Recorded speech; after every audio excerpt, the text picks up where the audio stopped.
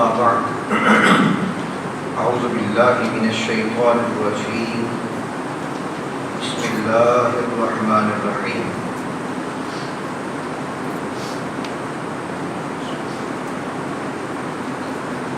قال الذي عنده علم من الكتاب أنا آتيك به قبل أن يرتد إليك طرفك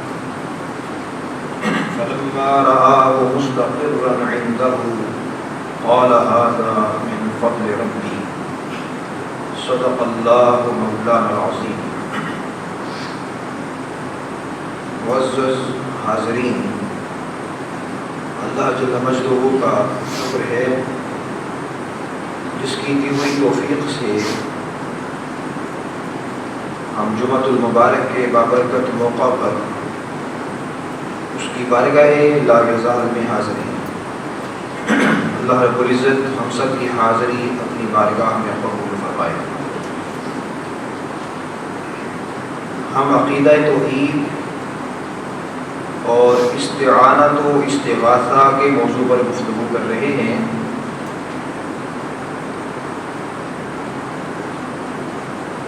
گزشتہ جمعۃ المبارک کے موقع پر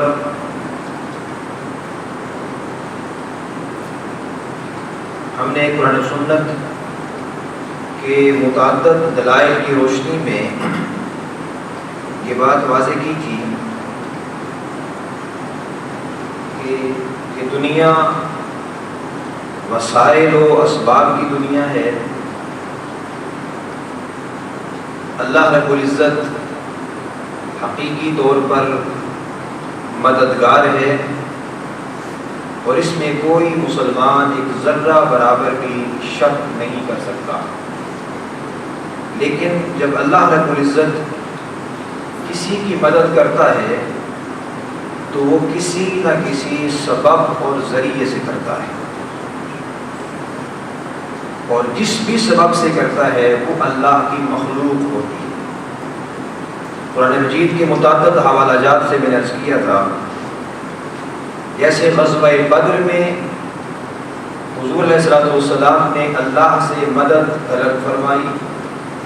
تو اللہ نے فرشتوں کے ذریعے سے حضور کی مدد فرمائی۔ غزوہ احزاب میں حضور نے مدد کی درخواست کی تو اللہ نے شدید آندھی کے ذریعے سے اور فرشتوں کے ذریعے سے مدد فرمائی۔ یہ دو میں نے واقعات قرآن مجید کی روشنی سے ہی عرض کیے ہیں۔ علی ھذا القیاس آپ زندگی کے جس لمحے بھی دیکھیں تو اللہ رب العزت کسی نہ کسی اپنی مخلوق اور اپنے بندوں میں سے کسی کو سبب بنا دیتے ہیں، اس مدد کا ذریعہ بنا دیتے ہیں، اور وہ سبب جسمانی بھی ہو سکتا ہے اور روحانی بھی ہو سکتا ہے۔ مثال کے طور پہ حضرت سلیمان علیہ السلام نے اور ہدہد نے آ کے خبر دی کہ سبا کے علاقے میں ایک ملکہ ہے، وہ اور اس کی پوری قوم چاند سورج کی پوجا کر رہے ہیں، لہذا آپ نے ان کی طرف خط لکھا اور ادھر اپنے درباریوں سے فرمایا کہ کون ہے جو ان کے آنے سے قبل، ملکہ کے آنے سے پہلے اس کا تخت میری بارگاہ میں حاضر کرے۔ اور یاد رکھیں کہ یہ وہ ہستی اپنے درباریوں سے کہہ رہی ہے کہ اللہ نے جن کے تابع ہوائیں کر دی ہیں، جنات آپ کے تابع کر دیے ہیں۔ تو ایک جن کھڑا ہوا، اس نے کہا انا آتیک بہ قبل ان تقوم من مقامک، اس مجلس کے اختتام سے قبل میں اس کا تخت آپ کی بارگاہ میں حاضر کر دوں گا، جو کم و بیش 900 سے لے کے 1500 میل کے فاصلے پر، اور اس نے اپنے محلات میں بند کر کے رکھا ہوا تھا، اور کئی من وزنی تخت۔ اپنے درباریوں کو سلیمان علیہ السلام حکم دے رہے ہیں اور پوچھ رہے ہیں کون ہے جو اس تخت کو اس کے آنے سے پہلے لے کے آ جائے۔ تو جن نے اپنی طاقت کا مظاہرہ کیا اور کہا کہ میں اتنے عرصے میں اتنی دیر میں لا سکتا ہوں. قرآن کہتا ہے قال الذی عنده علم من الکتاب، وہ شخص جس کے پاس کتاب کا علم تھا وہ کھڑا ہو گیا، اس نے کہا انا آتیک بہ قبل ان یرتد الیک طرفک، اے اللہ کے پیغمبر میں آنکھ جھپکنے سے پہلے اس تخت کو آپ کی خدمت میں حاضر کر دوں گا. فلما رآہ مستقرا عنده قال هذا من فضل ربی. آنکھ جھپکنے کی دیر تھی، وہ منو کے حساب سے وزنی تخت جو کئی اس بالات کے اندر کئی پردوں میں چھپا کے رکھا تھا، اس نے تالے لگا کے رکھے تھے اور کئی 100 میل دور تھا. اب کوئی دنیا سے بڑا ذریعہ بھی ہو اگر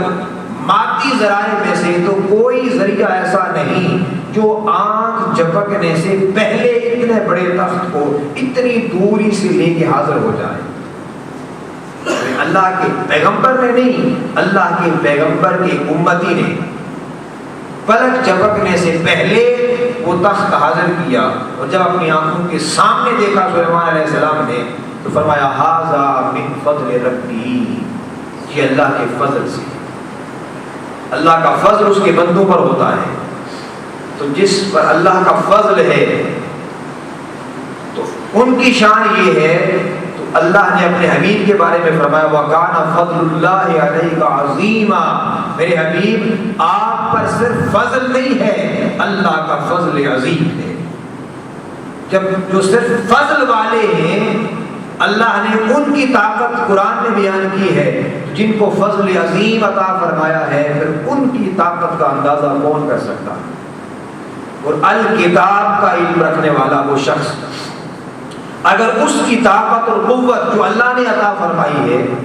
اس کا عالم یہ ہے، تو جو الکتاب المبین قرآن کا علم رکھنے والے حضور کی امت کے اولیاء اور صالحین ہیں، ان کی طاقت کا اندازہ کون کر سکتا ہے.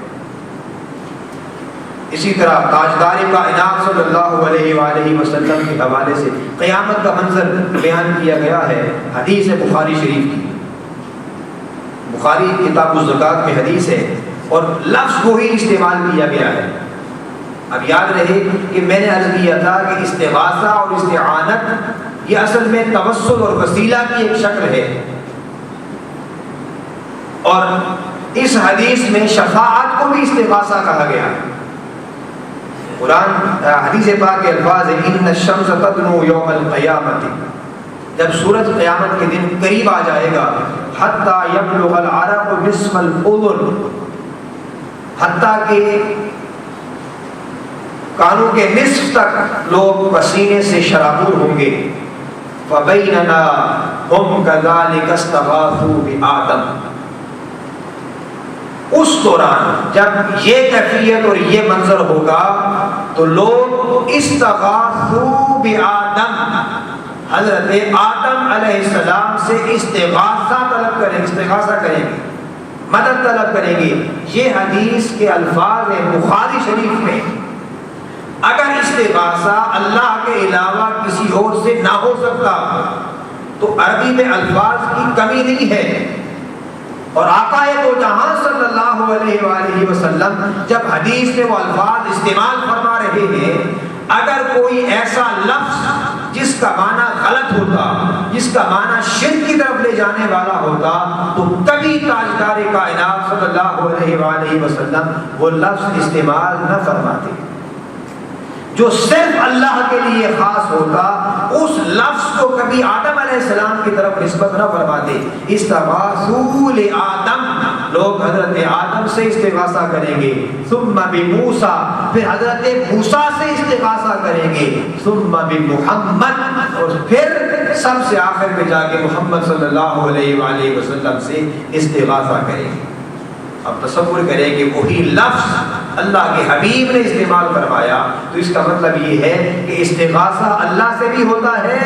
اللہ کے انبیاء سے بھی ہوتا ہے اور دیگر اللہ کے مخلوق سے بھی ہوتا ہے، مگر فرق یہ ہے کہ اللہ جب مدد کرتا ہے تو اس کی مدد حقیقی اور ذاتی ہوتی ہے، اور جب اللہ کے بندے اس کی مخلوق مدد کرتی ہے تو وہ اللہ کی عطا سے مدد ہوتی ہے اور مجازی معنی میں مدد ہوتی ہے۔ اسی طرح بہت ساری احادیث ہیں، آقا دو جہاں صلی اللہ علیہ وآلہ وسلم نے مومن کی شان بیان فرمائی ہے کہ مومن مشکل کشا بھی ہوتا ہے اور مومن حاجت روا بھی ہوتا ہے۔ ہم تو حضرت علی رضی اللہ عنہ کے حوالے سے سنتے ہیں کہ مشکل کشا ہے تو ہم پریشان ہو جاتے ہیں، حضور نے مومن کی صفت بیان فرمائی ہے کہ مومن ہوتا ہی حاجت روا اور مشکل کشا ہوتا ہے، اور ہم سمجھتے ہیں کہ صرف اللہ حاجت روا ہے، حقیقی طور پر حاجت روا اللہ ہے، مگر اللہ نے مومن کو بھی حاجت روا اور مشکل کشا بنایا ہے۔ حدیث ہے بخاری مسلم میں متفق علیہ ہے، آقا نے فرمایا المسلم اخو المسلم، مسلمان مسلمان کا بھائی ہے، لا یظلمہ ولا یسلمہ، نہ اس پر وہ ظلم کرتا ہے نہ اسے ظالم کے حوالے کرتا ہے۔ اب حدیث کے آگے الفاظ، من کان فی حاجت اخیہ کان اللہ فی حاجتہ، بالکل وہی الفاظ استعمال فرمائے حضور نے، فرمایا من کان فی حاجت اخیہ، جو بندہ اپنے بھائی کی حاجت پوری کرتا ہے، حاجت روائی کرتا ہے، کان اللہ فی حاجتہ، اللہ اس کی حاجت پوری کرتا ہے۔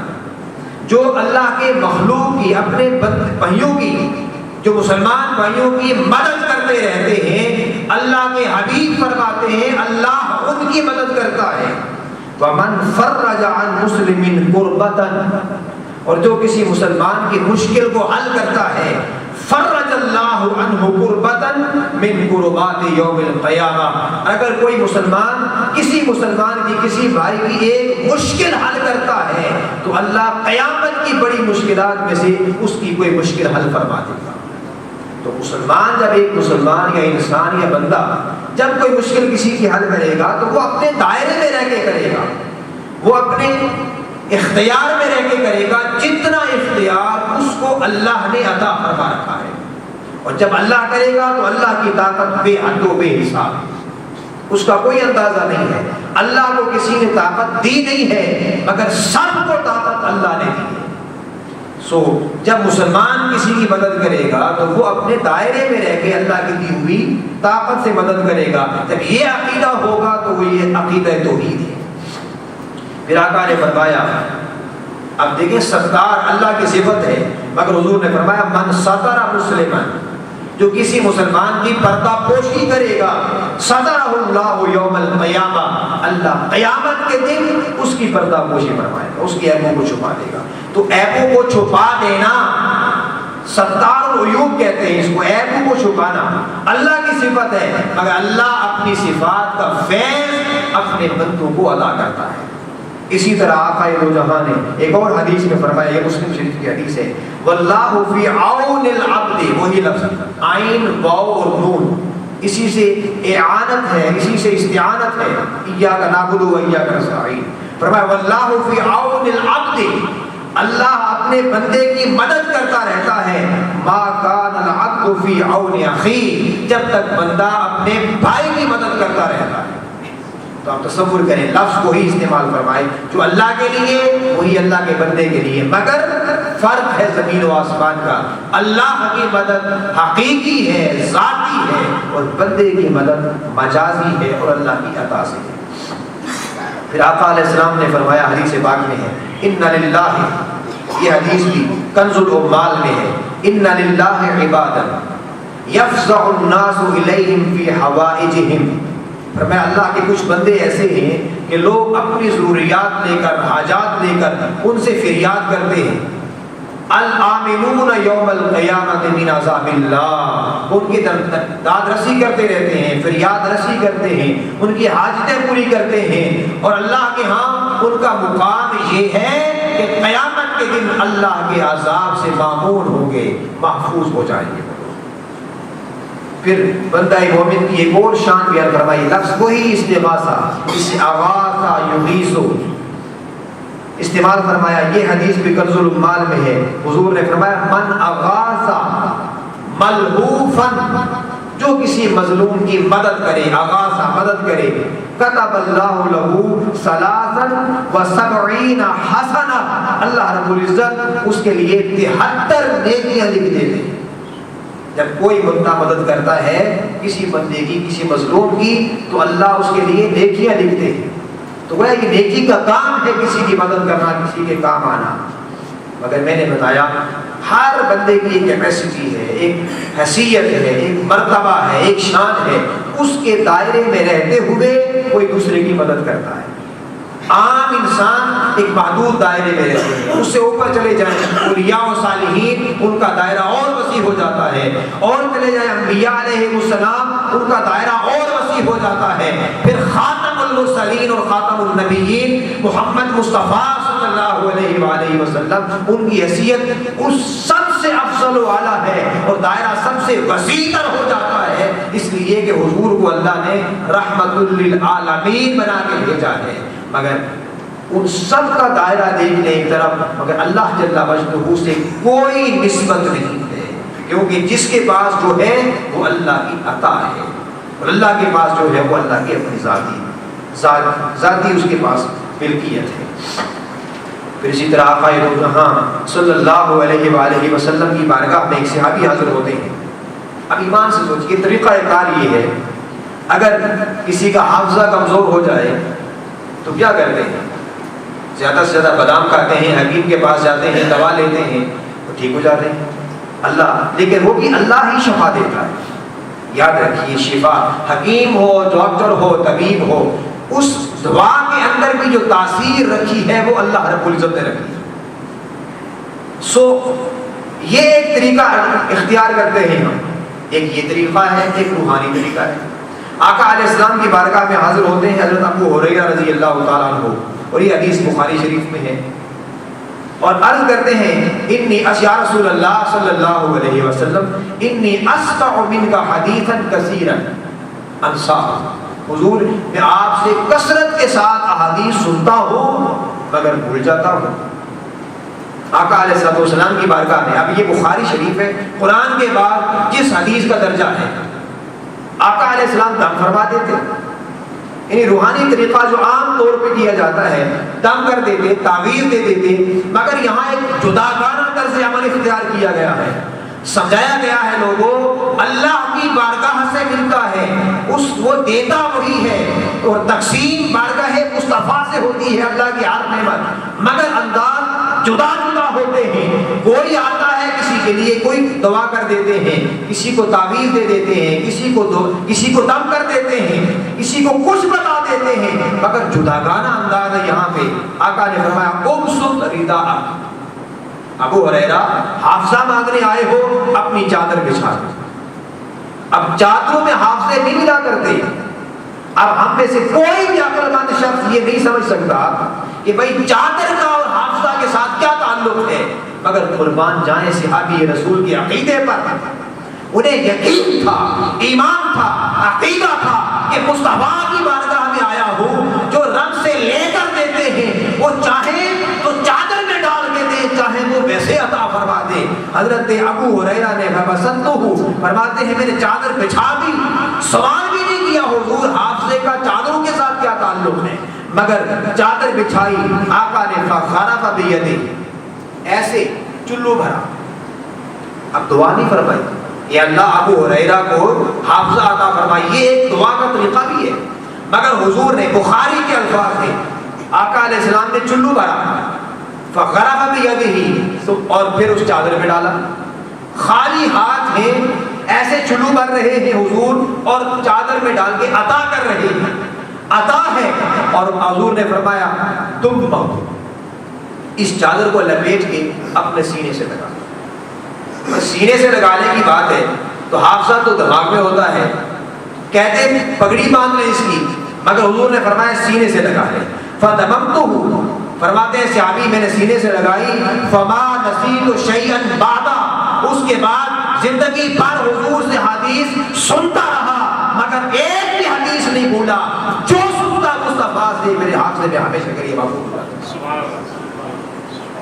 عقل سے ایمان سے سوچئے کہ عقل میں یہ چیز آنے والی ہے کہ چادر میں آقا علیہ السلام خالی ہاتھوں کا چلو کرتے ہیں اور ڈال کے دے دیتے ہیں اور سینے سے لگاتے ہیں، اور تمام صحابہ میں سب سے زیادہ حدیث روایت کرنے والے حضرت ابو ہریرہ رضی اللہ عنہ، کم و بیش 5,500 حدیث ایک راوی حضرت ابو ہریرہ رضی اللہ عنہ جنہیں بارگاہ مصطفیٰ سے اس انداز سے حافظہ عطا ہوا ہے۔ عطا اللہ کی بارگاہ سے ہوا، یہ کبھی نہ بھولیے، عطا اللہ کی بارگاہ سے ہوا، مگر طریقہ دیکھیں جدا گانا انداز ہے، وہ بارگاہ مصطفیٰ سے لینے گئے۔ حضرت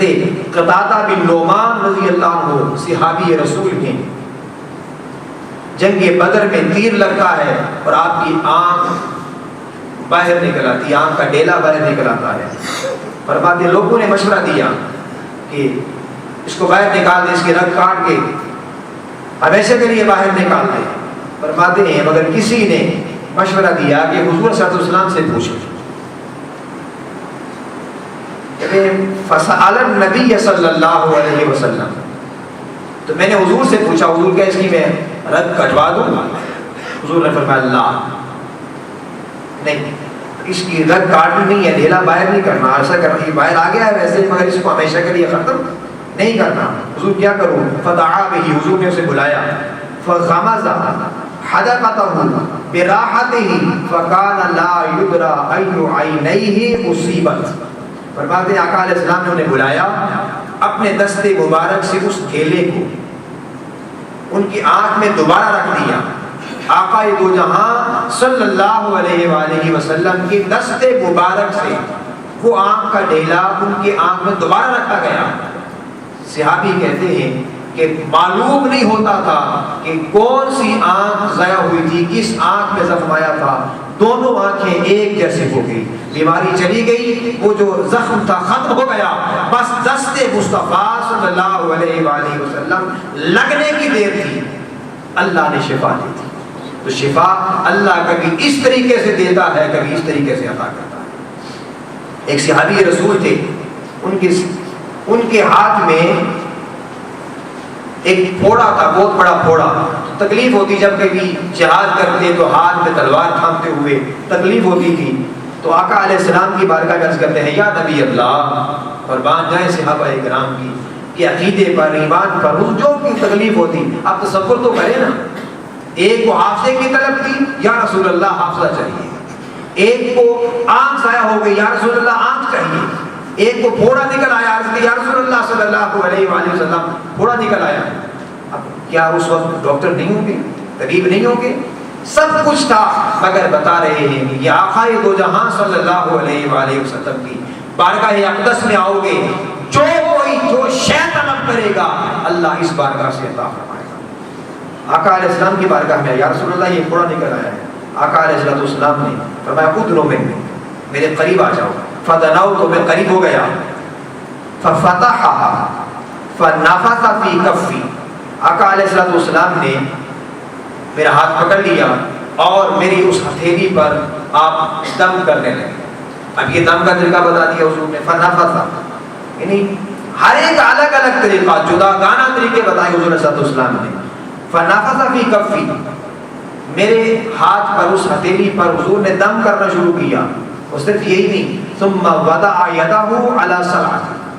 اور فرمایا حضور علیہ السلام نے اپنا دست مبارک اس گھوڑے پر رکھ کر اس کو دبانا شروع کیا، فما زال یطحنها یکفه حتى رفع عنها وما ارى اثرها، حضور اس کو دباتے رہے دم فرماتے رہے حتیٰ کہ اس وہ گھوڑا ختم ہو گیا اور اس کا اثر بھی ظاہر ہو گیا۔ اب کوئی ہے بڑے سے بڑا ولی، کوئی ہے بھی کوئی ڈاکٹر جو اس طرح دباتا رہے، دم کرتا رہے اور اسی طریقے سے وہ ضائع ہو جائے اور ختم ہو جائے؟ آقا یہ طریقہ بتایا تاجدار کائنات صلی اللہ علیہ وسلم نے کہ ہاں ایسے بھی ہو سکتا ہے، مگر شفا اللہ کی بارگاہ سے آتی ہے اور تقسیم بارگاہ مصطفیٰ سے۔ دم کرتے ہیں لوگ، بڑے بڑے لوگ، آپ مختلف بیماریوں پہ دم ہوتے ہیں اور دم اثر بھی کرتا ہے، ایک بار دم کرواتے ہیں، دوبارہ کرواتے ہیں، 3 بار کرواتے ہیں، بعض دفعہ ہفتہ مہینہ کرواتے ہیں، تب جا کے ٹھیک ہوتا ہے۔ مگر تاجدار کائنات کی بارگاہ میں صحابی آئے، اللہ نے نہیں چاہا کہ خالی دامن پلٹ کے جائیں، مایوس ہو کے کوئی مصطفیٰ کی بارگاہ سے جائے، اللہ نہیں چاہتا، اس لیے فرمایا لا تقنطوا من رحمت اللہ، اللہ کی رحمت سے مایوس مت ہونا، اور اللہ کی سب سے بڑی رحمت مصطفیٰ کی ذات ہے۔ تو حضور کی بارگاہ میں کوئی آئے اور مایوس اور نا امید ہو کے پلٹ جائے، یہ اللہ کو گوارا نہیں ہے۔ اور وہ حدیث پھر یاد کر لیں، جب ایک نابینا صحابی آئے تھے، حضور مجھے بینائی چاہیے، آنکھیں چاہیے، اور آقا دو جہاں صلی اللہ علیہ وآلہ وسلم نے انہیں دعا سکھائی تھی، جس میں ڈائریکٹ اللہ سے اللہ کو بھی پکارا گیا، اور اسی دعا کے اندر تاجدار کائنات کو بھی نام لے کے پکارا گیا، اللہم انی اسألک، اے اللہ میں تجھ سے سوال کرتا ہوں، وَأَتَوَجَّهُ إِلَيْكَ بِنَبِيِّكَ مُحَمَّدٍ نَبِيِّ الرَّحْمَةِ، اور تیری بارگاہ میں متوجہ ہوتا ہوں تیرے نبی محمد صلی اللہ علیہ وآلہ وسلم کے وسیلے سے جو نبی رحمت ہے۔ اتنا کر کے پھر ڈائریکٹ حضور کا نام لے کے دعا میں یا محمد صلی اللہ علیہ وسلم انی قد توجہت بک الی ربی، یا محمد صلی اللہ علیہ وآلہ وسلم میں آپ کے وسیلے سے اپنے رب کی بارگاہ میں متوجہ ہو رہا ہوں، فی حاجتی ہذہ، اس حاجت کے سلسلے میں، فتقضی لی، تاکہ یہ میری حاجت پوری ہو جائے، فشفعہ فی، حضور میری شفاعت فرمائے، میری اس معاملے میں اللہ کی بارگاہ میں شفاعت فرمائیں۔ بارگاہ خدا میں 2 نفل ادا کیے، نفل پڑھنے کے بعد اللہ کی بارگاہ میں ہاتھ اٹھائے ہیں، ہاتھ اٹھا کے پہلے اللہ سے عرض کرتے ہیں باری تعالیٰ میں تیرے نبی کے وسیلے سے تیری بارگاہ میں آیا ہوں، اور پھر حضور کی طرف متوجہ ہوتے ہیں یا محمد صلی اللہ علیہ وسلم قد توجہت بک الی ربی، حضور میں آپ کے وسیلے سے رب کی بارگاہ میں متوجہ ہوا ہوں، آپ کی شفاعت فرما دیں۔ جب آپ کی شفاعت کی مہر لگ جائے گی تو اللہ میری دعا کو رد نہیں فرمائے گا۔ اور صحابہ کہتے ہیں ابھی ہم بیٹھے تھے حضور کی مجلس میں، مجلس مختصر تھی، طویل نہ تھی، مگر جب وہ صحابی نفل پڑھ کے اس طرح دعا کر کے جیسے حضور نے سکھائی تھی اگر پلٹ کے آئے تو ان کی بینائی واپس آ چکی تھی، اندھا پر ختم ہو چکا تھا۔ اور صرف یہی نہیں، یہی دعا حضرت عثمان بن حنیف رضی اللہ تعالی عنہ نے اس آدمی کو سکھائی جو حضرت عثمان غنی رضی اللہ تعالی عنہ کے دور خلافت میں حضور کے وصال کے بعد سیدنا عثمان غنی رضی اللہ عنہ کے جو خلیفہ وقت ہیں ان سے کوئی حاجت تھی، کام تھا، ضروری کام تھا، اور ملاقات نہیں ہو سکتی تھی، کئی دفعہ جانے کے بعد نامراد پلٹ آیا تھا، مگر جب حضرت عثمان بن حنیف سے ملا اور کہا کہ خلیفہ وقت مجھ سے ملاقات نہیں کر رہے، مجھے ضروری کام ہے، انہوں نے یہی دعا سکھائی، یہی طریقہ سکھایا اس آدمی کو بھی۔ آپ وہی دعا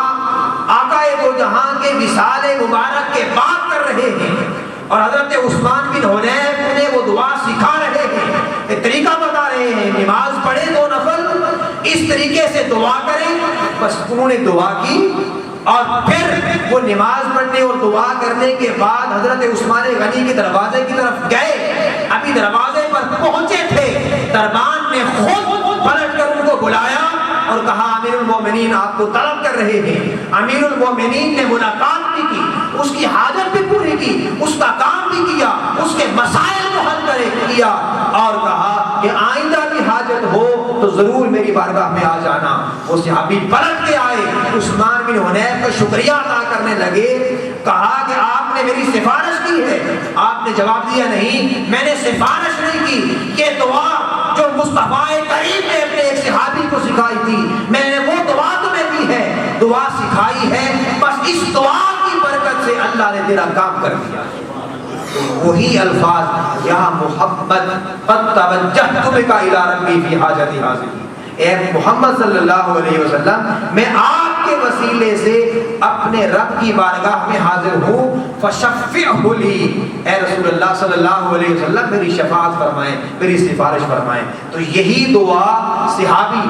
آقا دو جہاں کے ایک امتی نے حضور کے وصال کے بعد حضرت عثمان غنی رضی اللہ عنہ کے دور میں مانگی تو اللہ نے اس کو بھی نامراد نہیں لوٹایا، اس کا کام بھی کر دیا، ہمیں سبق دے دیا زندگی کے آخر، چونکہ حضور قیامت تک نبی ہیں، سو قیامت تک آنے والا کوئی امتی اگر دعا کرنا چاہے، اللہ سے طلب کرنا چاہے، اللہ سے مانگنا چاہے تو یہی طریقہ حضور نے اسے بتا دیا ہے۔ اے قیامت تک آنے والے میرے امتیوں، طریقہ یہی ہے، راستہ یہی ہے جس پر میرے صحابہ تھے، جس پر تابعین تھے، جس پر اتباع التابعین تھے، جو اولیاء کا طریقہ ہے، صلحاء کا طریقہ ہے۔ اس طریقے پہ چلتے رہو گے، رب تمہاری جھولیاں بھرتا رہے گا۔